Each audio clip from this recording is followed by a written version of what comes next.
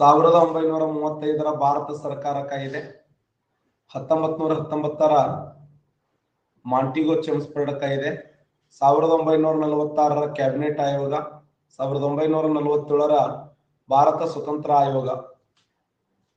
ಈ ಕೆಳಗಿನ ಯಾವ ಆಯೋಗವು ಭಾರತ ಸಂವಿಧಾನ ರಚನಾ ಸಭೆಗೆ ಅವಕಾಶವನ್ನು ಮಾಡಿಕೊಟ್ಟಿತು?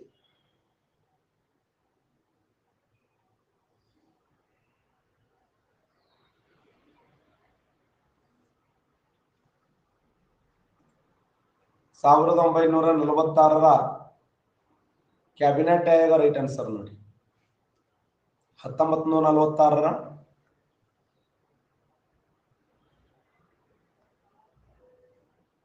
ಕ್ಯಾಬಿನೆಟ್ ಆಯೋಗ. ಈ ಕ್ಯಾಬಿನೆಟ್ ಆಯೋಗದ ವೈಶಿಷ್ಟ್ಯ ಏನು ಅಂತಂದ್ರೆ, ಭಾರತ ಮತ್ತು ಪಾಕಿಸ್ತಾನ ಅನ್ನುವಂತ ಪ್ರತ್ಯೇಕ ರಾಷ್ಟ್ರಗಳ ಬೇಡಿಕೆಯನ್ನು ತಿರಸ್ಕಾರ ಮಾಡ್ತದೆ. ಭಾರತ ದೇಶಕ್ಕೆ ಸಂವಿಧಾನ ಒದಗಿಸುವಂತ ಪ್ರಯತ್ನವನ್ನು ಮಾಡ್ತದೆ. ಪರೋಕ್ಷ ಚುನಾವಣೆಯ ಮೂಲಕ ಆಯ್ಕೆಯಾದ ಒಟ್ಟು ಎಷ್ಟು ಜನ ಅಂತಂದ್ರೆ 389 ಜನ, 389 ಜನ ಸದಸ್ಯರನ್ನೊಳಗೊಂಡ ಭಾರತ ಸಂವಿಧಾನದ ರಚನಾ ಶಿಫಾರಸನ್ನ ಮಾಡ್ತದೆ. ಆ 389 ಜನ ಯಾವ್ಯಾವ ಮೂಲಗಳಿಂದ ಬಂದಿರ್ತಾರ ಅಂತಂದ್ರೆ, 389ರಲ್ಲಿ 292 ಜನ ಎಲ್ಲಿಂದ? British India ಪ್ರಾಂತ್ಯಗಳಿಂದ ಆಯ್ಕೆಯಾಗಿದ್ರು.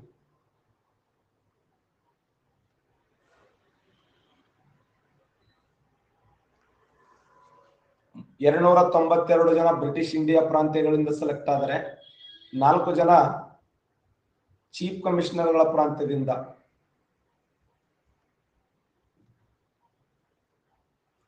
ಚೀಫ್ ಕಮಿಷನರ್ ಪ್ರಾಂತ್ಯದಿಂದ, ಇನ್ನು 93 ಜನ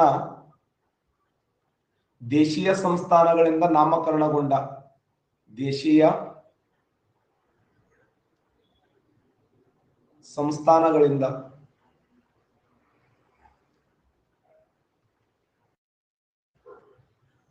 ನೋಡಿ, ಭಾರತ ಹಾಗೂ ಪಾಕಿಸ್ತಾನ ಅನ್ನುವಂತ ಪ್ರತ್ಯೇಕ ರಾಷ್ಟ್ರಗಳ ಬೇಡಿಕೆಯನ್ನು ತಿರಸ್ಕಾರ ಮಾಡಿದ್ದು 1946ರ ಕ್ಯಾಬಿನೆಟ್ ಆಯೋಗ.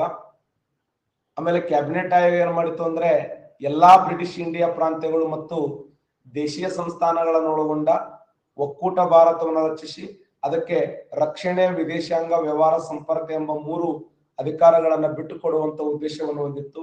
ಅಷ್ಟೇ ಅಲ್ಲದೆ ಭಾರತದ ಸಂವಿಧಾನ ರಚನಾ ಸಭೆಗೆ ಅವಕಾಶವನ್ನು ಮಾಡಿಕೊಟ್ಟಂತ ಆಯೋಗ ಯಾವುದಂದ್ರೆ 1946ರ ಭಾರತದ ಕ್ಯಾಬಿನೆಟ್ ಆಯೋಗ. ಈ ಕ್ಯಾಬಿನೆಟ್ ಆಯೋಗದಲ್ಲಿ ಟೋಟಲ್ ಎಷ್ಟು ಜನ ಸದಸ್ಯರಿದ್ರು ಅಂದ್ರೆ 389 ಜನ ಸದಸ್ಯರಿದ್ರು. ಆ 389 ಜನ ಸದಸ್ಯರಲ್ಲಿ 292 ಸದಸ್ಯರು ಬ್ರಿಟಿಷ್ ಇಂಡಿಯಾ ಪ್ರಾಂತ್ಯಗಳಿಂದ ಆಯ್ಕೆಯಾದರೆ, 4 ಜನ ಚೀಫ್ ಕಮಿಷನರ್ಗಳ ಪ್ರಾಂತ್ಯದಿಂದ ಆಯ್ಕೆಯಾದರು, 93 ಜನ ದೇಶಗಳಿಂದ ಸೆಲೆಕ್ಟ್ ಆದ್ರು. ಹಾಗಾದ್ರೆ ಇಂಥ ಒಂದು ಜನರಿಂದ ಕೂಡಿದಂತ ಒಂದು ಸಚಿವರ ಕೂಟ ಯಾವ ವರ್ಷ ಸಮಾವೇಶ ಸೇರಿತು ಅಂತ ಕೇಳ್ತಾನೆ. 1946. 1946 ಡಿಸೆಂಬರ್ 9ರಂದು. Very important. 1946 ಡಿಸೆಂಬರ್ 9ರಂದು. 1946 ಡಿಸೆಂಬರ್ 9ರಂದು ಯಾರ ಅಧ್ಯಕ್ಷತೆಯಲ್ಲಿ ಅಂತಂದ್ರೆ ಡಾಕ್ಟರ್ ಸಚ್ಚಿದಾನಂದ ಸಿನ್ಹಾ ಅವರ ಅಧ್ಯಕ್ಷತೆಯಲ್ಲಿ, ಡಾಕ್ಟರ್ ಸಚ್ಚಿದಾನಂದ್ ಸಿನ್ಹಾ ಅವರ ಅಧ್ಯಕ್ಷತೆಯಲ್ಲಿ, ಡಾಕ್ಟರ್ ಸಚ್ಚಿದಾನಂದ ಸಿನ್ಹಾ ಅವರ ಅಧ್ಯಕ್ಷತೆ. ಹಾಗಾದ್ರೆ ಡಾಕ್ಟರ್ ಸಚ್ಚಿದಾನಂದ ಸಿನ್ಹಾ ಅವರು ಯಾವ ತರ ಅಧ್ಯಕ್ಷರಾಗಿದ್ರು ಅಂತ ಕ್ವಶನ್ ಕೇಳಿದ್ದಾನೆ.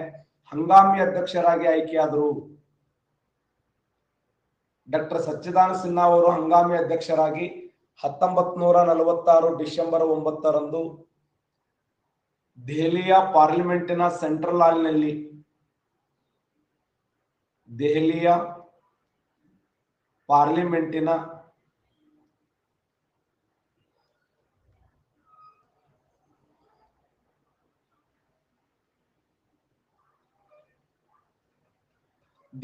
ಪಾರ್ಲಿಮೆಂಟಿನ ಸೆಂಟ್ರಲ್ ಹಾಲ್ನಲ್ಲಿ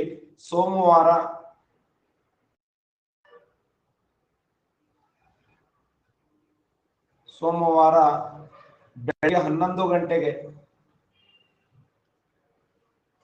ಸೋಮವಾರ ಬೆಳಗ್ಗೆ 11 ಗಂಟೆಗೆ ದೆಹಲಿಯ ಪಾರ್ಲಿಮೆಂಟಿನ ಸೆಂಟ್ರಲ್ ಹಾಲ್ನಲ್ಲಿ 89 ಜನ ಸದಸ್ಯರನ್ನೊಳಗೊಂಡು ಮೊದಲ ಸಮಾವೇಶ ಜರುಗುತ್ತದೆ.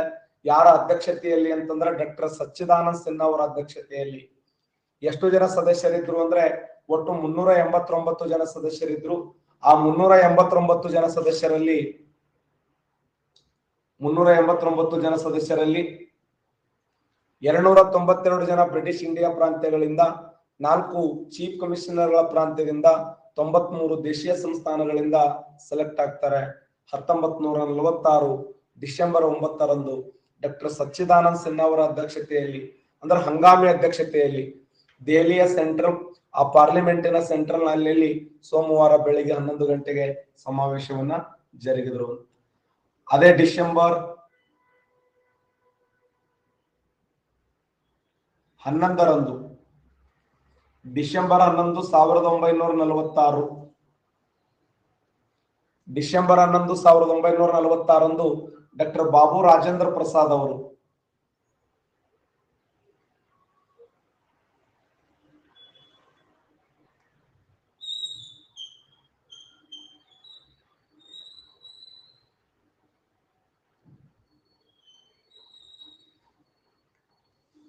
ಬಾಬು ರಾಜೇಂದ್ರ ಪ್ರಸಾದ್ ಅವರು ಶಾಶ್ವತ ಅಧ್ಯಕ್ಷರಾಗಿ ಆಯ್ಕೆ ಆದರು ಅಂತ ನೋಡಿ.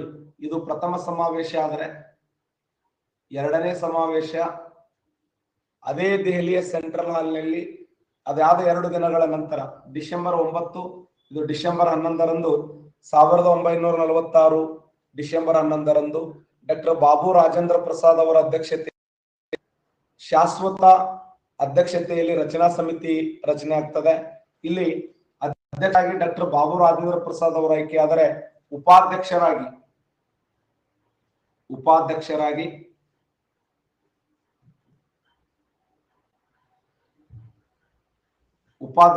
ಆಯ್ಕೆಯಾದವರು ಯಾರಂತ ಕೇಳ್ತಾನೆ, HC ಮುಖರ್ಜಿ. ನೋಡಿ ಹೌದಲ್ಲೋ, ಭಾರತ ಸಂವಿಧಾನದ ರಚನಾ ಸಮಿತಿಯ ಉಪಾಧ್ಯಕ್ಷರಾಗಿ ಆಯ್ಕೆಯಾದವರು ಮುಖರ್ಜಿಯವರು. ಇನ್ನ ಭಾರತ ಸಂವಿಧಾನದ ಪ್ರಮುಖ ಸಲಹೆಗಾರರಾಗಿ ಆಯ್ಕೆಯಾದವರು ಯಾರು ಅಂತಂದ್ರೆ BN ರಾವ್. ನೋಡಿ BN ರಾವ್ ಪ್ರಾಪರ್ ಯಾವುದಂದ್ರೆ ನಮ್ಮ ಕರ್ನಾಟಕ ರಾಜ್ಯದ ಮಂಗಳೂರಿನವರು ಇವರು. BN ರಾವ್ ಅಲ್ಲ, ಅಧ್ಯಕ್ಷರಾಗಿ ಡಾಕ್ಟರ್ ಬಾಬು ರಾಜೇಂದ್ರ ಪ್ರಸಾದ್ ಅವರು ಸೆಲೆಕ್ಟ್ ಆದರೆ, ಉಪಾಧ್ಯಕ್ಷ ಮುಖರ್ಜಿ ಅವರು ಸೆಲೆಕ್ಟ್ ಆದರು, ಸಲಹೆಗಾರರಾಗಿ BN ರಾವ್ ಅವರು ಸೆಲೆಕ್ಟ್ ಆದರು ಅಂತ. ಯಾರು ಬೆಕ್ಕನಾಳದಿಂದ ಯಾರನ್ನವರು BN ರಾವ್ ಅವರು ಮಂಗಳೂರದತ್ನ ಅಂತೀನಿ, ಬೆಕ್ಕನಾಳ ಅಂತ ಅಲ್ಲಾಕ್ ಬರ್ತದೆ. ಬೆಕ್ಕನಾಳ ಒಂದನೇ ಸಮಾವೇಶ, ಎರಡನೇ ಸಮಾವೇಶ. ಒಂದನೇ ಸಮಾವೇಶದಲ್ಲಿ ಹಂಗಾಮಿ ಅಧ್ಯಕ್ಷರಾಗಿ ಆಯ್ಕೆಯಾದವರು ಸಚ್ಚಿದಾನಂದ ಸಿನ್ಹಾ ಅವರಾದ್ರೆ, ಎರಡನೇ ಶಾಶ್ವತವಾಗಿ ಅಧ್ಯಕ್ಷರಾದವರು ಯಾರು ಅಂತಂದ್ರೆ ಅದು ಡಾಕ್ಟರ್ ಬಾಬು ರಾಜೇಂದ್ರ ಪ್ರಸಾದ್ ಅವರು ಅಂತೇಳಿ ಕರೆಯಲ್ಪಡ್ತೀವಿ. ನೋಡಿ, ಭಾರತ ಸಂವಿಧಾನದ ಪ್ರಥಮ ರಚನಾ ಸಭೆ 1946 ಡಿಸೆಂಬರ್ 9ರಂದು ಜರುಗಿದರೆ, ಎರಡನೇ ಸಮಾವೇಶ ಡಿಸೆಂಬರ್ 11 1946ರಲ್ಲಿ ಜರುಗುತ್ತದೆ. ಹಾಗಾದ್ರೆ 1946 ಡಿಸೆಂಬರ್ 13ನೇ ತಾರೀಕು ಯಾರು ಹೇಳ್ತಾರೆ? 1946 ಡಿಸೆಂಬರ್ 13ನೇ ತಾರೀಕ ಭಾರತ ಸಂವಿಧಾನದ ರಚನಾ ಸಭೆಗೆ ಸಂಬಂಧಪಟ್ಟಂತೆ ಇನ್ನೊಂದು ಪ್ರಮುಖವಾಗಿರುವಂತ ಸಮಾವೇಶ ಜರುಗುತ್ತದೆ. ಪ್ರಸ್ತಾವನೆಯ ಸಮಾವೇಶ ಜರುಗುತ್ತದೆ. ನೋಡಿ, ನಮ್ಮ ಭಾರತ ದೇಶದ ಅಪರೂಪದ ಪ್ರಧಾನ ಮಂತ್ರಿಗಳಾಗಿರುವಂತ ಸನ್ಮಾನ್ಯ ಶ್ರೀ ಜವಾಹರ್ಲಾಲ್ ನೆಹರು ಅಧ್ಯಕ್ಷತೆಯಲ್ಲಿ ಪ್ರಸ್ತಾವನೆ, ಹೌದು, ಸಂವಿಧಾನದ ಪ್ರಸ್ತಾವನೆಯ ಎಲ್ಲ ಜವಾಬ್ದಾರಿಯನ್ನು ಯಾರು ವಹಿಸ್ಕೊತಾರ ಅಂತ ನೆಹರು ಅವರು ವಹಿಸ್ಕೊತಾರೆ. 1946 ಡಿಸೆಂಬರ್ 13 ಎರಡೇ ದಿನ ಬಿಟ್ಟು ಒಂದೊಂದು ಪ್ರಮುಖವಾಗಿರುವಂತಹ ಸಮಾವೇಶಗಳು ಜರುಗುತ್ತವೆ. ಅಲ್ಲಿ ಜವಾಹರ್ಲಾಲ್ ನೆಹರು ಅವರ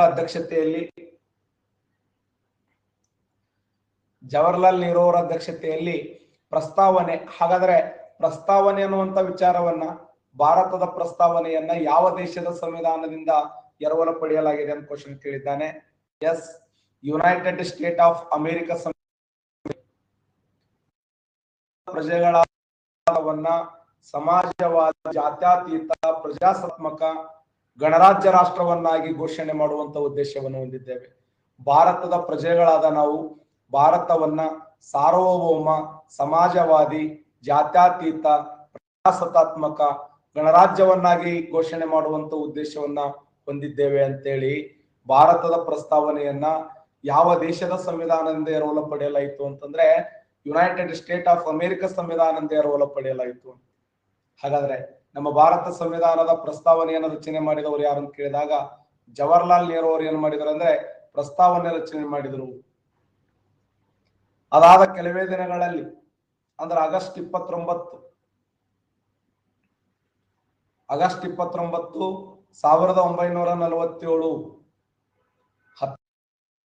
ಆಗಸ್ಟ್ 29ರಂದು ಇದು ಕ್ವಶನ್ ಆಗಿದೆ ನೋಡಿ. 1907 ಆಗಸ್ಟ್ 29ರಂದು ಕರಡು ಸಂವಿಧಾನವನ್ನು ಪರಿಶೀಲನೆ ಮಾಡಲಾಯಿತು.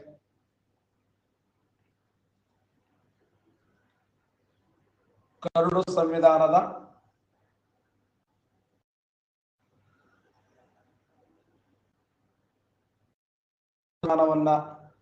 ಸಂವಿಧಾನದ ಪರಿಶೀಲನೆ ಯಾರ ಅಧ್ಯಕ್ಷತೆಯಲ್ಲಿ ಅಂತಂದ್ರೆ ಡಾಕ್ಟರ್ ಬಾಬಾ ಸಾಹೇಬ್ ಅಂಬೇಡ್ಕರ್ ಅವರ ಅಧ್ಯಕ್ಷತೆಯಲ್ಲಿ,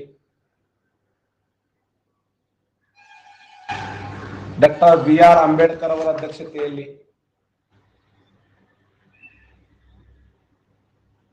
ಕೇಳಿದ್ದ ನೋಡಿ. ಹಾಗಾದ್ರೆ ಆಗಸ್ಟ್ 29, 1947ರಂದು ಭಾರತದ ಕರಡು ಸಮಿತಿಯನ್ನು ರಚನೆ ಮಾಡಿದವರು ಯಾರಂತ ಕ್ವಶನ್ ಕೇಳ ಆನ್ಸರ್ ಮಾಡಬಹುದಾ? ಭಾರತದ ಕರಡು ಸಮಿತಿ ರಚನೆ ಮಾಡಿದವರು ಯಾರು? ನಮ್ಮ ಭಾರತ ಕರಡು ಸಮಿತಿ ರಚನೆ ಮಾಡಿದವರು ಯಾರು? BN ರಾವ್ ನೋಡಿ. BN ರಾವ್ ಅನ್ನುವಂತ ವ್ಯಕ್ತಿ, ರಾಯ್ ಅಲ್ಲ, BN ರಾವ್. ಭಾರತದ ಕರಡು ಸಮಿತಿಯನ್ನು ರಚನೆ ಮಾಡಿದವರು ಯಾರಂತಂದ್ರೆ BN ರಾವ್.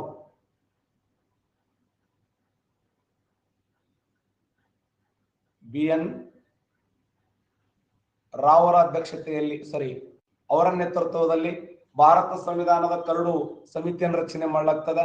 ಆ ಕರಡು ಸಮಿತಿ ಅಧ್ಯಕ್ಷರಾಗಿ ಆಯ್ಕೆಯಾದವರು ಯಾರಂದ್ರೆ ಡಾಕ್ಟರ್ ಬಾಬಾ ಸಾಹೇಬ್ ಅಂಬೇಡ್ಕರ್ ಅವರು. ಹಾಗಾದ್ರೆ ಆ ಕರಡು ಸಮಿತಿಯಲ್ಲಿ ಡಾಕ್ಟರ್ ಬಾಬಾ ಸಾಹೇಬ್ ಅಂಬೇಡ್ಕರ್ ಅವರನ್ನು ಒಳಗೊಂಡ ಎಷ್ಟೋ ಜನರ ಕೂಟ ಇತ್ತು ಅಂದ್ರೆ 7 ಜನರ ಕೂಟ ಇತ್ತು. ಇನ್ನು ಉಳಿದಂತ 6 ಜನರು ಯಾರು ಅಂತ ಕೇಳಿದಾಗ ಅತ್ಯಂತ ಮುಖ್ಯವಾಗಿರುವಂತ ವ್ಯಕ್ತಿಗಳಲ್ಲಿ ಎನ್ ಗೋಪಾಲಸ್ವಾಮಿ ಅಯ್ಯಂಗಾರ್ ಅವರು ಒಬ್ರು, ಎನ್ ಗೋಪಾಲಸ್ವಾಮಿ ಅಯ್ಯಂಗಾರ್,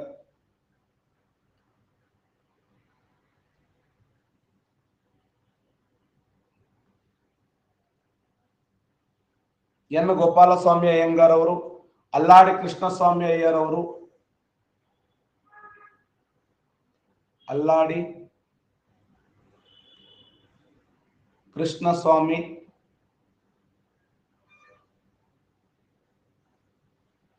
ಅಯ್ಯರ್ ಅವರು, ಡಾಕ್ಟರ್ KM ಮುನ್ಷಿ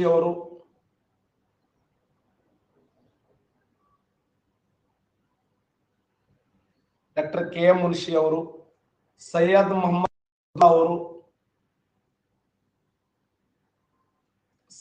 ಮೊಹಮ್ಮದ್ ಸಾದುಲ್ಲಾ ಅವರು,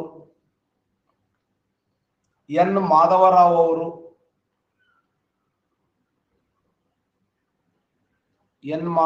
ಅವರು, ಮತ್ತೆ TT ಕೃಷ್ಣಮಾಚಾರ್ಯ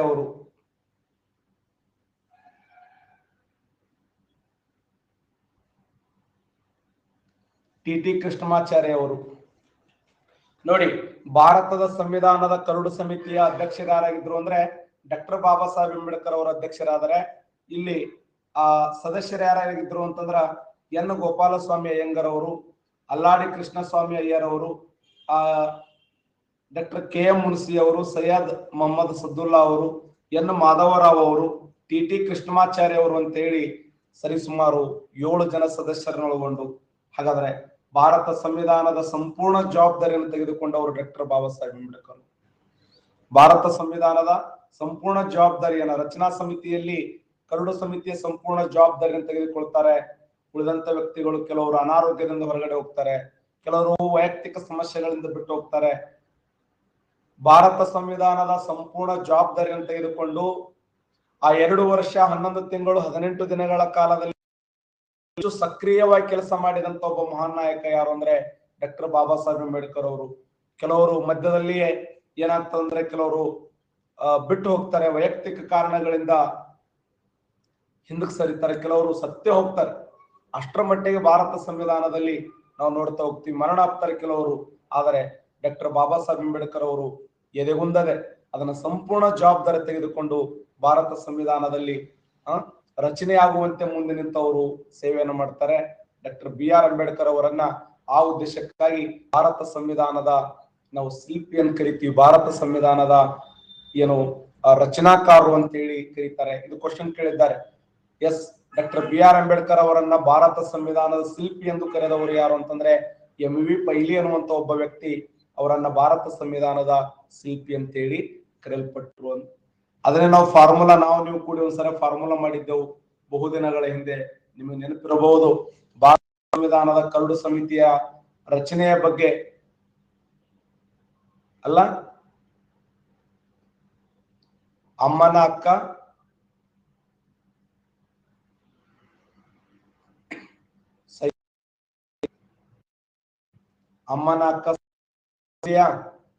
ಅಮ್ಮನ ಅಕ್ಕ ಡಾಕ್ಟರ್ ಬಾಬಾ ಸಾಹೇಬ್ ಅವರು, ಎನ್ ಮಾಧವರಾವ್ ಅವರು, ಎನ್ ಗೋಪಾಲಸ್ವಾಮಿ ಅಯ್ಯಂಗರ್ ಅವರು, ಅಲ್ಲ ಅಯ್ಯಂಗರ್ ಅವರು, ಮತ್ತೆ ಟಿ ಕೃಷ್ಣಮಾಚಾರ್ಯ ಅವರು, ಸೈಯದ್ ಅಹಮದ್ ಸದ್ದುಲ್ಲಾ ಅವರು, ಮತ್ತೆ KM ಮುನ್ಷಿ ಅವರು ಪ್ರಮುಖವಾಗಿರುವಂತಹ ನಾಯಕರು. 7 ಜನ ನಾಯಕರು, 7 ಹೆಸರುಗಳನ್ನ ಬರೆಯಲಾಗಿದೆ. ಇಲ್ಲಿ 7 ಅಕ್ಷರಗಳನ್ನ ಬರೆಯಲಾಗಿದೆ. ಆ 7 ಅಕ್ಷರಗಳ ಮೂಲಕ ನಾವು ರಚನೆ ಮಾಡಕ್ ಸಾಧ್ಯ ಇದೆ. ಡಾಕ್ಟರ್ ಬಾಬಾ ಸಾಹೇಬ್ ಅಂಬೇಡ್ಕರ್ ಅವರು, ಎನ್ ಮಾಧವರಾವ್ ಅವರು, ಅಲ್ಲ ಎನ್ ಗೋಪಾಲಸ್ವಾಮಿ ಅಯ್ಯಂಗರ್ ಅವರು, ಅಲ್ಲಾಡಿ ಕೃಷ್ಣಸ್ವಾಮಿ ಅಯ್ಯರ್ ಅವರು, ಮತ್ತೆ ಟಿ ಕೃಷ್ಣಮಾಚಾರ್ಯ ಅವರು, ಸೈಯದ್ ಅಹಮದ್ ಅವರು, KM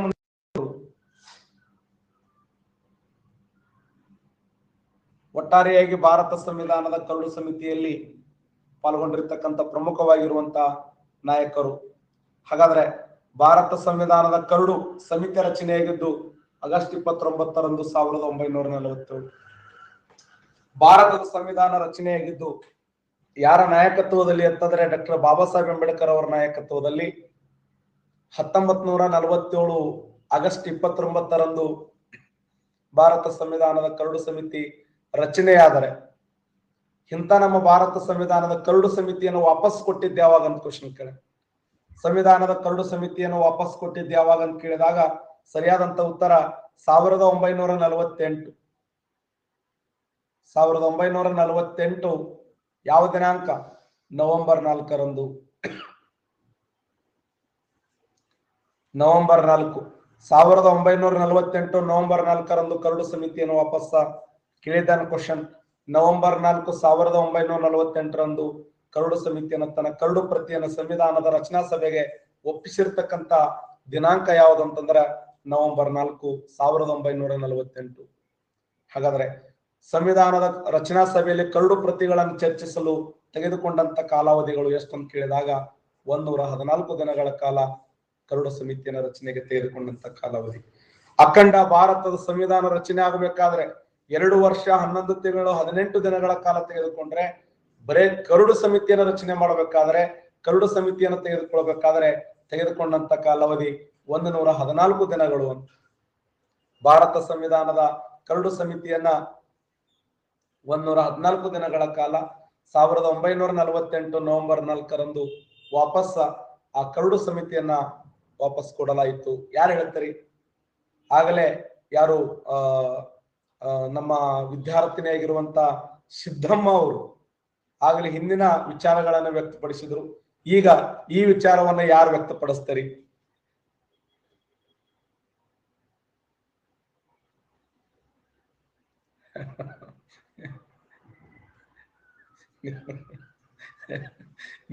ನಿಮ್ ಅಡಿಕೆನ ಚೆಂಡ ಬರ ಬಿಡ್ಬೇಕು ಏಟ್ ನೀವು.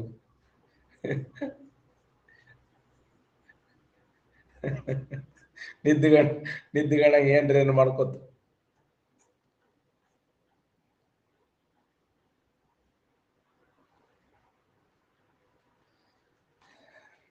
ನಾವಂದ ಅನ್ನೋದು ನೀವಂದ ಅನ್ನೋದು.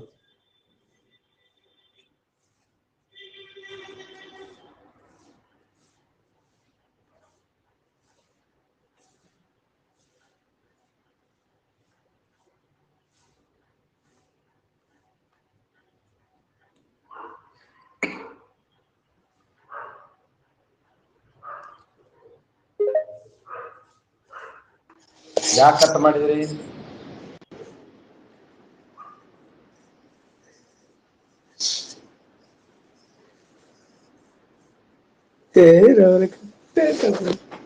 ಕಟ್ಟಾಯ್ತಮ್ಮ ಕಾಲ ನಾನು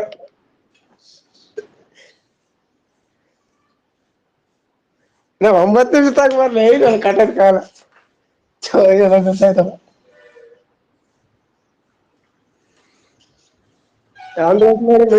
ಕಟ್ಟಾಯ್ತು.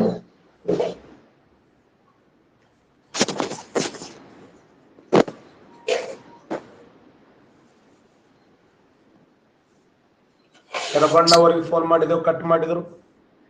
ನಾನು ಮಾಡ್ತಾವ ನೆಟ್ವರ್ಕ್ ಅಲ್ಲಿ ಕಟ್ಟೋದು ಫೋನ್ ಅನ್ನೋದು ಇನ್ನಾಗ 9 ನಿಮಿಷ ಅಂದ್ರಿ ನಾನು ಮಾಡ್ದಿ ಈ ಫೋನ್ ಶರ್ಮಣ್ಣ ಈಗ ಶರ್ಮಣ್ಣ ಫೋನ್ ಮಾಡಿದೆ ಕಟ್ ಮಾಡಿದವಂತ ಅದು ಕೇಳ ಕ್ವಶನ್ ಕೇಳ ಫೋನ್ ಮಾಡಿದ್ರು. ಇವಾಗ ರೈಸ್ 8 ನಿಮಿಷ ಅಲ್ಬಾರ್ದು. ನಮಸ್ತೆ, ನನ್ನ ಮಾತು ಕೇಳಿಸ್ತಾ ಇದ್ದಾರೆ? ಇಲ್ಲ ನನ್ ನೆಟ್ವರ್ಕ್ ಕಟ್ಟಾಯ್ತ ಫೋನ್.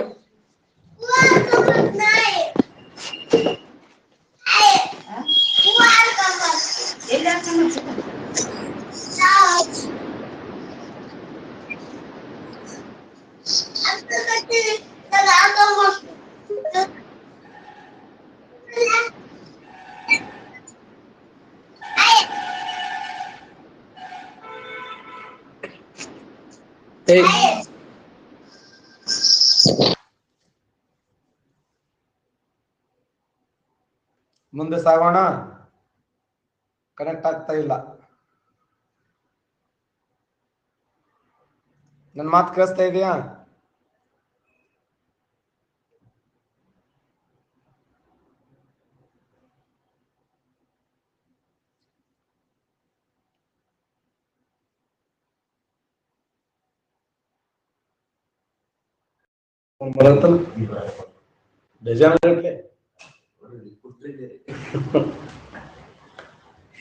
ಇಲ್ಲಿ ಆನ್ಸರ್ ಹೇಳ್ತಾರ ನೋಡಿ. ಹಾ ಹೇಳಿ.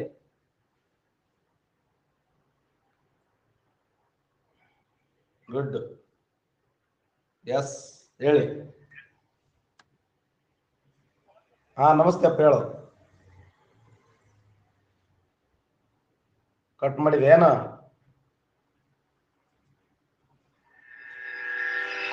ಹಚ್ಚದೆ ಹೇಳ್ಬೇಕಂತ ಧೈರ್ಯ ಸಾಲಲ್ಲ.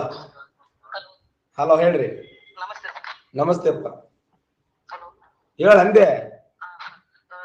ಜವಾಹರ್ಲಾಲ್ ನೆಹರು ಅವರು ದೇಹಗಳ ನಿರ್ಣಯವನ್ನು 1946 ಡಿಸೆಂಬರ್ 13 ಮಂಡಿಸ್ತಾರೆ ಸರ್. ಮತ್ತೆ ಇದು ಪ್ರಸ್ತಾವನೆ ಸರ್ 1947 ಆಗಸ್ಟ್ 29 ಪ್ರಸ್ತಾವನೆ ಕರಡು ಸಮಿತಿ ಸ್ಥಾಪನೆ ಆಗುತ್ತೆ ಸರ್. ಪ್ರಸ್ತಾವನೆ ಕರಡು ಸಮಿತಿ ರಚಿಸಿದವರು BN ರಾವ್ ಸರ್. ಇದು ಪ್ರಸ್ತಾವನೆಯಲ್ಲಿ N Gopalaswami Ayyangar, Alladi Krishnaswami Ayyar, doctor K Munshi, Syed Mohammed Saadulla, N Madhavrao, T Krishnamachar ಅವರು ಇರ್ತಾರೆ ಸರ್. ಎಕ್ಸಲೆಂಟ್. ಕರಡು ಸಮಿತಿಯನ್ನು ರಚಿಸಲು 114 ದಿನಗಳು ತೆಗೆದುಕೊಳ್ತಾರೆ ಸರ್. ಹೌದು. ಕೇಳ್ತಾ ಇದೆ? ಇದು 1948 ನವೆಂಬರ್ 4ರಂದು ಕರಡು ಆಗುತ್ತೆ ಸರ್. ಎಕ್ಸಲೆಂಟ್. ಹಾಗಾದ್ರೆ ಒಟ್ಟಾರೆಯಾಗಿ ಭಾರತ ಸಂವಿಧಾನದಲ್ಲಿ ಕರಡು ಸಮಿತಿ ತೆಗೆದುಕೊಂಡ ಕಾಲಾವಧಿ ಎಷ್ಟು? ಭಾರತ ಸಂವಿಧಾನದ ಕರಡು ಸಮಿತಿ ತೆಗೆದುಕೊಂಡಂತ ಕಾಲಾವಧಿ 114 ದಿನಗಳ ಕಾಲ ಈ ಸಮಯವನ್ನು ತೆಗೆದುಕೊಳ್ತದೆ ನೋಡಿ. ಎಲ್ಲಿ ಟವರ್ ಇಲ್ಲ ಹೋಗಿ ಕುಂದಿರ್ತಾವ. ನನ್ನ ಟವರ್ ಇಲ್ಲ ಅನ್ನೋದು ಒಳ್ಳೆ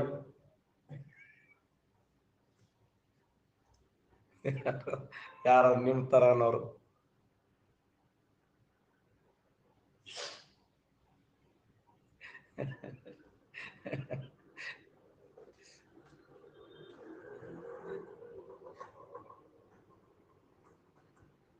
ನೋಡಿ, ಒಟ್ಟಾರೆಯಾಗಿ ಭಾರತ ಸಂವಿಧಾನದ ರಚನೆಯಲ್ಲಿ ಪ್ರಮುಖವಾಗಿರುವಂತಹ ವಿಚಾರಗಳನ್ನ ನಾವು ಡಿಸ್ಕಸ್ ಮಾಡ್ತಾ ಇದ್ದೇವೆ. 1946 ಡಿಸೆಂಬರ್ 9ರಂದು ಡಾಕ್ಟರ್ ಸಚ್ಚಿದಾನಂದ ಸಿನ್ಹಾ ಅವರ ಅಧ್ಯಕ್ಷತೆಯಲ್ಲಿ, ಹಂಗಾಮಿ ಅಧ್ಯಕ್ಷತೆಯಲ್ಲಿ ಸಂವಿಧಾನದ ಮೊದಲ ಸಮಾವೇಶ ಜರುಗುತ್ತದೆ. ಇನ್ನ 1946 ಡಿಸೆಂಬರ್ 11ರಂದು ಬುಧವಾರ ಅದೇ ದೆಹಲಿಯ ಪಾರ್ಲಿಮೆಂಟಿನ ಸೆಂಟ್ರಲ್ ಹಾಲ್ನಲ್ಲಿ ಡಾಕ್ಟರ್ ಬಾಬು ರಾಜೇಂದ್ರ ಪ್ರಸಾದ್ ಅವರ ಅಧ್ಯಕ್ಷತೆಯಲ್ಲಿ, ಎಚ್.ಸಿ. ಮುಖರ್ಜಿ ಅವರ ಉಪಾಧ್ಯಕ್ಷತೆಯಲ್ಲಿ, ಬಿ.ಎನ್. ರಾವ್ ಅವರ ಪ್ರಮುಖ ಸಲಹೆಗಾರರಾಗಿ ಸಂವಿಧಾನದ ರಚನಾ ಸಮಾವೇಶವನ್ನ ಹಮ್ಮಿಕೊಳ್ಳಲಾಗ್ತದ. ಅದಾದ ನಂತರ 1946 ಶುಕ್ರವಾರ ಡಿಸೆಂಬರ್ 13ನೇ ತಾರೀಕು 1946 ಡಿಸೆಂಬರ್ 13ರಂದು ಶುಕ್ರವಾರದಂದು ಜವಾಹರ್ಲಾಲ್ ನೆಹರು ಅವರ ಅಧ್ಯಕ್ಷತೆಯಲ್ಲಿ ಪ್ರಸ್ತಾವನೆಯ ಸಮಾವೇಶವನ್ನು ಹಮ್ಮಿಕೊಳ್ಳಲಾಗ್ತದೆ. ಪ್ರಸ್ತಾವನೆಯನ್ನ ನಾವು ಯಾವ ದೇಶದ ಸಂವಿಧಾನದಿಂದ ಎರವಲು ಪಡೆದುಕೊಂಡಿದ್ದೇವೆ ಅಂತಂದ್ರೆ ಯುನೈಟೆಡ್ ಸ್ಟೇಟ್ ಆಫ್ ಅಮೆರಿಕ ಸಂವಿಧಾನದಿಂದ ಎರವಲು ಪಡ್ಕೊಂಡಿದ್ವಿ. ಇನ್ನ 1947 ಆಗಸ್ಟ್ 29ರಂದು 1947 ಆಗಸ್ಟ್ 29ರಂದು ಬಿ.ಎನ್. ರಾವ್ ಅವರು ಏನ್ ಮಾಡ್ತಾರ ಅಂದ್ರೆ ಭಾರತ ಸಂವಿಧಾನದ ಕರಡು ಪ್ರತಿಯನ್ನ ರಚನೆ ಮಾಡ್ತಾರೆ. ಆ ಕರಡು ಸಮಿತಿಯ ಅಧ್ಯಕ್ಷರಾಗಿ ಡಾಕ್ಟರ್ ಬಾಬಾ ಸಾಹೇಬ್ ಅಂಬೇಡ್ಕರ್ ಅವರು ಆಯ್ಕೆಯಾದರೆ ಅಲ್ಲಿ 6 ಜನ ಪ್ರಮುಖವಾಗಿರುವಂತಹ ಸದಸ್ಯರು ಎನ್ ಗೋಪಾಲಸ್ವಾಮಿ ಅಯ್ಯಂಗಾರ್ ಆಗಿರಬಹುದು, ಅಲ್ಲಾಡಿ ಕೃಷ್ಣಸ್ವಾಮಿ ಅಯ್ಯರ್ ಆಗಿರಬಹುದು, ಡಾಕ್ಟರ್ ಕೆ.ಎಂ. ಮುನ್ಷಿ ಅವರಾಗಿರಬಹುದು, ಸೈಯದ್ ಮೊಹಮ್ಮದ್ ಸದ್ದುಲ್ಲಾ ಅವರಾಗಿರಬಹುದು, ಎನ್ ಮಾಧವರಾವ್ ಅವರಾಗಿರಬಹುದು, ಟಿ.ಟಿ. ಕೃಷ್ಣಮಾಚಾರ್ಯ ಅವರು 6 ಜನ ಆಯ್ಕೆ ಆಗ್ತಾರೆ. ಕೆಲವರು ಅದಕ್ಕೆ ಬರ್ತಾರೆ, ಕೆಲವರು ಡಿಸ್ಕಸ್ ಮಾಡ್ತಾರೆ, ಕೆಲವರು ಅನಿವಾರ್ಯ ಕಾರಣಗಳ ಮಧ್ಯದಲ್ಲಿ ಬಿಟ್ಟು ಹೋಗ್ತಾರೆ, ಅನಾರೋಗ್ಯದ ಸಮಸ್ಯೆ ಉಂಟಾಗ್ತದೆ, ಕೆಲವರು ಸಾವನ್ನಪ್ತಾರೆ. ಆದರೆ ಎದೆಗುಂದದ ಡಾಕ್ಟರ್ ಬಾಬಾ ಸಾಹೇಬ್ ಅಂಬೇಡ್ಕರ್ ಅವರು ಭಾರತ ಸಂವಿಧಾನದ ಅತ್ಯಂತ ಪ್ರಮುಖ ನೇತಾರರಾಗಿ ಸಂವಿಧಾನ ರಚನೆ ಮಾಡ್ತಾರೆ. ಅದಕ್ಕೆ ಡಾಕ್ಟರ್ ಬಾಬಾ ಸಾಹೇಬ್ ಅಂಬೇಡ್ಕರ್ ಅವರನ್ನ ಭಾರತ ಸಂವಿಧಾನದ ಶಿಲ್ಪಿ ಅಂತ ಕರೆದವರು ಯಾರು ಅಂತಂದ್ರೆ ಎಂ.ವಿ. ಪೈಲಿ ಅನ್ನುವಂತ ವ್ಯಕ್ತಿ ಶಿಲ್ಪಿ ಅಂತ ಹೇಳಿ ಕರೆಯಲಾಗ್ತದೆ. ಇಂಥ ನಮ್ಮ ಭಾರತ ಸಂವಿಧಾನದ ಕರಡು, ನಾಳೆ ಕ್ವಶನ್ ಕೇಳ್ತಾನೆ, ಭಾರತ ಸಂವಿಧಾನ ರಚನೆ ಯಾವ ಒಂದು ಆಯೋಗದ ನೇತೃತ್ವದಲ್ಲಿ ರಚನೆ ಆಯಿತು ಅಂದ್ರೆ ಭಾರತ ಸಂವಿಧಾನದ ರಚನಾ ಸಮಿತಿಯ ಆಯೋಗದ ನೇತೃತ್ವದಲ್ಲಿ ರಚನೆ ಆಯಿತು. ಇಂಥ ನಮ್ಮ ಭಾರತ ಸಂವಿಧಾನ ನವೆಂಬರ್ 26 1949 1949 ನವೆಂಬರ್ 26ರಂದು ಸಂವಿಧಾನದ ರಚನಾ ಸಭೆಯಲ್ಲಿ ಎಷ್ಟು ಜನ ಸದಸ್ಯರು ಉಳಿದಿದ್ರು ಅಂತಂದ್ರೆ 299 ಜನ ಸದಸ್ಯರು ಉಳಿದಿದ್ರು.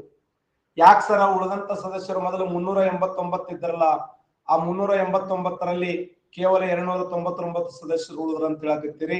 ಉಳಿದಂತ ಸದಸ್ಯರು ಎಲ್ಲಿ ಹೋದ್ರು? ಉಳಿದಂತ ಸದಸ್ಯರು ಎಲ್ಲಿಗೆ ಹೋದ್ರ ಅಂದ್ರೆ ಪಾಕಿಸ್ತಾನಕ್ಕೆ ಹೋದ್ರು. ಉಳಿದಂತ ಸದಸ್ಯರು 90 ಜನ, ಯಾಕಂದ್ರೆ ಭಾರತ ಹಾಗೂ ಪಾಕಿಸ್ತಾನ ಇಬ್ಬಾಗ ಆಯ್ತಲ್ಲ. 1947 ಆಗಸ್ಟ್ 14ರಂದು ಪಾಕಿಸ್ತಾನ, ಆಗಸ್ಟ್ 15ರಂದು ಭಾರತ ದೇಶ ಇಬ್ಬಾಗ ಆದಂತ ಸಮಯದಲ್ಲಿ ಉಳಿದಂತ 90 ಜನ ಸದಸ್ಯರು ಯಾವ ದೇಶಕ್ಕೆ ಹೋದ್ರು ಅಂದ್ರೆ ಪಾಕಿಸ್ತಾನಕ್ಕೆ ಹೋಗ್ತಾರೆ. 1949 ನವೆಂಬರ್ 26ರಂದು 299 ಜನ ಸದಸ್ಯರನ್ನೊಳಗೊಂಡ ಹಾಜರಾಗಿರ್ತಕ್ಕಂಥ ಸದಸ್ಯರು ಏನು ಮಾಡಿದ್ರು ಅಂತಂದ್ರೆ ಈ ಕರಡು ಪ್ರತಿಗೆ ಸಹಿ ಮಾಡುವುದರ ಮೂಲಕ ಭಾರತ ಸಂವಿಧಾನವನ್ನ ಅಂಗೀಕರಿಸಲಾಯಿತು.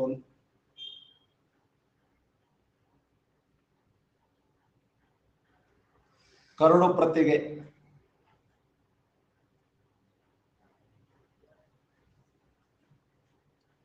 ಭಾರತ ಸಂವಿಧಾನದ ಕರಡು ಪ್ರತಿಗೆ ಎಷ್ಟು ಜನ ಸದಸ್ಯರು ಸಹಿ ಮಾಡ್ತಾರೆ ಅಂದ್ರೆ 299 ಜನ ಸದಸ್ಯರು ಸಹಿ ಮಾಡ್ತಾರೆ. 299 ಜನ ಸಹಿ ಮಾಡುವುದರ ಮೂಲಕ ಭಾರತ ಸಂವಿಧಾನವನ್ನ ಅಂಗೀಕರಿಸಲಾಯಿತು. ಇದು ಕ್ವಶನ್ ಕೇಳಿದ್ದಾನೆ. ಭಾರತ ಸಂವಿಧಾನವನ್ನು ಅಂಗೀಕರಿಸಿದ್ದು ಯಾವಾಗ ಅಂತ ಕೇಳಿದಾಗ ಜಾರಿಗೆ ಬಂದಿದ್ದು 1950 ಜನವರಿ 26 ಅಲ್ಲ. ಕರಡು ಸಮಿತಿಯನ್ನು ಅಂಗೀಕರಿಸಿದ್ದು ಯಾವಾಗ ಅಂತಂದ್ರೆ 1949 ನವೆಂಬರ್ 26ರಂದು ಕರಡು ಸಮಿತಿಯನ್ನ ಅಂಗೀಕರಿಸಲಾಯಿತು ಅಂತೇಳಿ ಗುರುತಿಸ್ತೀವಿ. ಇಂಥ ನಮ್ಮ ಭಾರತ ಸಂವಿಧಾನ ಆ 299 ಜನರಲ್ಲಿ ಎಷ್ಟು ಜನ ಸಿಗ್ನೇಚರ್ ಮಾಡಿದ್ರು ಅಂತ ಕ್ವಶನ್ ಕೇಳಿದ್ದಾನೆ. ಎಷ್ಟು ಜನ ಸಿಗ್ನೇಚರ್ ಮಾಡಿದ್ರು? 200. ಕರಡು ಸಮಿತಿಗೆ ರಚನೆಗೆ ಸಿಗ್ನೇಚರ್ ಮಾಡಿದವರ ಸಂಖ್ಯೆ ಎಷ್ಟು? ಎಕ್ಸಲೆಂಟ್, ಮಲ್ಲು ಅವರೇ 284 ಜನ ಸಿಗ್ನೇಚರ್ ಮಾಡಿದ್ರು. 284 284 ಜನ ಸಿಗ್ನೇಚರ್ ಮಾಡ್ತಾರೆ. ಒಟ್ಟು ಭಾರತ ಸಂವಿಧಾನ ತೆಗೆದುಕೊಂಡಂತ ಕಾಲಾವಧಿ 2 ವರ್ಷ 11 ತಿಂಗಳು 18 ದಿನಗಳ ಕಾಲ ಭಾರತ ಸಂವಿಧಾನ ರಚನೆ ಆಗ್ತದೆ. ನಡೆದಂತ ಒಟ್ಟು ಅಧಿವೇಶನಗಳ ಸಂಖ್ಯೆ 2 ವರ್ಷ 11 ತಿಂಗಳು 18 ದಿನಗಳ ಕಾಲ ಭಾರತ ಸಂವಿಧಾನ ರಚನೆ ಆದರೆ ನಡೆದಂತ ಒಟ್ಟು ಅಧಿವೇಶನಗಳ ಸಂಖ್ಯೆ ಎಷ್ಟು ಅಂದ್ರ 11 ಅಧಿವೇಶನಗಳು ನಡೀತಾವ ನೋಡಿ. ಒಟ್ಟು ಅಧಿವೇಶನಗಳ ಸಂಖ್ಯೆ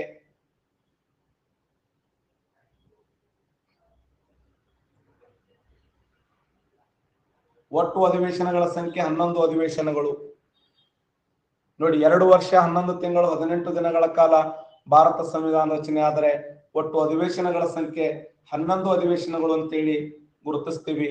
ನಮ್ಮ ಸಂವಿಧಾನ ಜಾರಿಗೆ ಬಂದಿದ್ದು, ಅಧಿಕೃತವಾಗಿ ಜಾರಿಗೆ ಬಂದಿದ್ದು ಜನವರಿ 26, 1950. 1950 ಜನವರಿ 26ರಂದು 1950 ಜನವರಿ 26ರಂದು ಅಧಿಕೃತವಾಗಿ ಭಾರತ ಸಂವಿಧಾನ ಜಾರಿಗೆ ತರಲಾಯಿತು. ಯಾಕೆ ನಾವು 1949 ನವೆಂಬರ್ 26ರಂದು ಯಾಕೆ ಜಾರಿಗೆ ತರಲಿಲ್ಲ? ಅದೇ ದಿನ ಭಾರತ ಸಂವಿಧಾನವನ್ನು ಜಾರಿಗೆ ತರಬಹುದಿತ್ತು. ಆದರೆ 1929 ಆ ಡಿಸೆಂಬರ್ 31ರಂದು ರಾವಿ ನದಿಯ ದಂಡೆಯ ಮೇಲೆ ಜವಾಹರ್ಲಾಲ್ ನೆಹರು ಅವರು ತ್ರಿವರ್ಣ ಧ್ವಜವನ್ನು ಹಾರಿಸ್ತಾರೆ. ಜವಾಹರ್ಲಾಲ್ ನೆಹರು ಅವರ ನಾಯಕತ್ವದಲ್ಲಿ ತ್ರಿವರ್ಣ ಧ್ವಜವನ್ನು ಹಾರಿಸಿ ಜನವರಿ 26, 1930 ಉತ್ತರದಲ್ಲಿ ಜಮ್ಮು ಕಾಶ್ಮೀರದ ಶ್ರೀನಗರದಿಂದ ದಕ್ಷಿಣದಲ್ಲಿ ತಮಿಳುನಾಡಿನ ಕನ್ಯಾಕುಮಾರಿಯವರೆಗೆ ಸರ್ಕಾರಿ ಕಟ್ಟಡಗಳ ಮೇಲೆ ಭಾರತ ಧ್ವಜ ಹಾರಿಸಬೇಕು, ಭಾರತವನ್ನು ಸಂಪೂರ್ಣವಾಗಿ ಸ್ವತಂತ್ರ ರಾಷ್ಟ್ರವನ್ನಾಗಿ ಮಾಡಬೇಕು ಅಂತೇಳಿ ಜವಾಹರ್ಲಾಲ್ ನೆಹರು ತಮ್ಮ ಭಾಷಣದಲ್ಲಿ ಘೋಷಣೆ ಕೂಗ್ತಾರೆ. ಆದ್ರೆ ಅದು ಸಕ್ಸಸ್ ಆಗಲ್ಲ, ಅದು ಯಶಸ್ವಿ ಆಗಲ್ಲ. ಅದರ ಸವಿನೆನಪಿಗಾಗಿ 1950 ಜನವರಿ 26ರಂದು ನಮ್ಮ ಸಂವಿಧಾನವನ್ನು ಜಾರಿಗೆ ತರಲಾಗ್ತದೆ. ಹೌದಲ್ಲೋ? 1950 ಜನವರಿ 26ರಂದು ಭಾರತ ಸಂವಿಧಾನ ಜಾರಿಗೆ ಬರಲು ಪ್ರಮುಖವಾಗಿರುವಂತಹ ಉದ್ದೇಶ ಏನು ಅಂತಂದ್ರೆ, ಅಂದು 1929 ಡಿಸೆಂಬರ್ 31ರಂದು ರಾವಿ ನದಿಯ ದಂಡೆಯ ಮೇಲೆ ಜವಾಹರ್ಲಾಲ್ ನೆಹರು ಅವರು ಏನ್ ಮಾಡಿದ್ರು ಅಂತಂದ್ರ ತ್ರಿವರ್ಣ ಧ್ವಜವನ್ನು ಹಾರಿಸುವುದರ ಮೂಲಕ ಇಡೀ ರಾಷ್ಟ್ರಾದ್ಯಂತ ಉತ್ತರದಲ್ಲಿ ಜಮ್ಮು ಕಾಶ್ಮೀರದ ಶ್ರೀನಗರದಿಂದ ದಕ್ಷಿಣದಲ್ಲಿ ತಮಿಳುನಾಡಿನ ಕನ್ಯಾಕುಮಾರಿಯವರೆಗೆ ದೇಶದ ಪ್ರತಿಯೊಂದು ಸರ್ಕಾರಿ ಕಟ್ಟಡಗಳ ಮೇಲೆ ಭಾರತ ತ್ರಿವರ್ಣ ಧ್ವಜ ಹಾರಿಸಬೇಕು ಅಂತೇಳಿ, ಜಂಡ ಹಾರಿಸಬೇಕು ಅಂತೇಳಿ ಪ್ರಯತ್ನವನ್ನು ಪಟ್ಟವರು ಜವಾಹರ್ಲಾಲ್ ನೆಹರು. ಆದ್ರೆ ಆಗಂಗಿಲ್ಲ. ಜವಾಹರ್ಲಾಲ್ ನೆಹರು ಅವರಿಗೆ ಲಾಠಿ ಚಾರ್ಜ್ ಆಗ್ತದೆ. ಜವಾಹರ್ಲಾಲ್ ನೆಹರು ಅವರಿಗೆ ಅವಮಾನ ಮಾಡ್ತಾರೆ ಬ್ರಿಟಿಷ್ ಸರ್ಕಾರ. ಜವಾಹರ್ಲಾಲ್ ನೆಹರು ಅವರನ್ನು ಒಯ್ದು ಜೈಲಿಗೆ ಹಾಕಲಾಗ್ತದೆ. ಒಟ್ಟಾರೆಯಾಗಿ ಭಾರತ ಸಂವಿಧಾನ ಅದರ ಸವಿನೆನಪಿಗಾಗಿ ಜಾರಿಗೆ ಬರ್ತದೆ.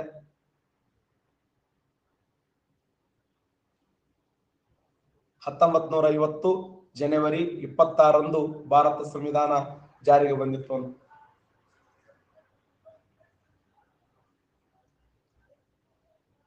ಇಂಥ ನಮ್ಮ ಭಾರತ ಸಂವಿಧಾನವನ್ನ ನಾವು ತೆಗೆದುಕೊಂಡಾಗ ಭಾರತ ಸಂವಿಧಾನದಲ್ಲಿ ಆರಂಭದಲ್ಲಿ ಎಷ್ಟು ವಿಧಿಗಳಿದ್ದು ಅಂತಂದ್ರೆ ಸಂವಿಧಾನದ 395 ವಿಧಿಗಳಿದ್ದು, ಭಾರತ ಸಂವಿಧಾನದ ಆರಂಭದಲ್ಲಿ 8 ಅನುಸೂಚಿಗಳಿದ್ದು, ಭಾರತ ಸಂವಿಧಾನದಲ್ಲಿ ಆರಂಭದಲ್ಲಿ 22 ಭಾಗಗಳಿದ್ದು, ಭಾರತ ಸಂವಿಧಾನದಲ್ಲಿ 1,17,369 ಪದಗಳನ್ನ ನಾವು ಭಾರತ ಸಂವಿಧಾನದಲ್ಲಿ ನೋಡುತ್ತೇವೆ.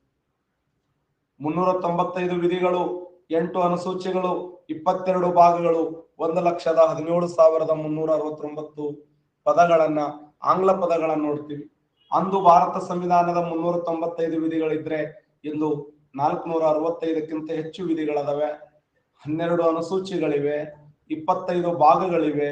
ಇಲ್ಲಿಯವರೆಗೆ 105 ತಿದ್ದುಪಡಿಗಳಾಗಿದ್ದಾವೆ, 127 ಮಸೂದೆಗಳು ಜಾರಿಗೆ ಬಂದಿದ್ದಾವೆ. ಭಾರತ ಸಂವಿಧಾನದಲ್ಲಿ ಮೂಲ ಸಂವಿಧಾನದಲ್ಲಿ 395 ವಿಧಿಗಳಿದ್ದರೆ ಪ್ರೆಸೆಂಟ್ ಭಾರತ ಸಂವಿಧಾನದಲ್ಲಿ 465 ವಿಧಿಗಳು. ಮೂಲ ಸಂವಿಧಾನದಲ್ಲಿ 8 ಅನುಸೂಚಿಗಳಿದ್ರೆ ಪ್ರೆಸೆಂಟ್ 12 ಅನುಸೂಚಿಗಳದಾವೆ. ಮೂಲ ಸಂವಿಧಾನದಲ್ಲಿ 22 ಭಾಗಗಳಿದ್ರೆ ಪ್ರೆಸೆಂಟ್ 25 ಭಾಗಗಳದಾವೆ. 1,17,369 ಆಂಗ್ಲ ಪದಗಳಿಂದ ಕೂಡಿದಂತ ಭಾರತ ಸಂವಿಧಾನ ಪ್ರಸ್ತುತ 105 ತಿದ್ದುಪಡಿಗಳು, 127 ಮಸೂದೆಗಳನ್ನು ಒಳಗೊಂಡಿರ್ತಕ್ಕಂಥ ಸಂವಿಧಾನವನ್ನ ಕಾಣುತ್ತೀವಿ. ಇಷ್ಟು ಹೇಳಿ ನಮ್ಮ ಚಿಕ್ಕ ಭಾಷಣವನ್ನ ಚೊಕ್ಕಾಗಿ ಮುಗಿಸುತ್ತಿದ್ದೇವೆ.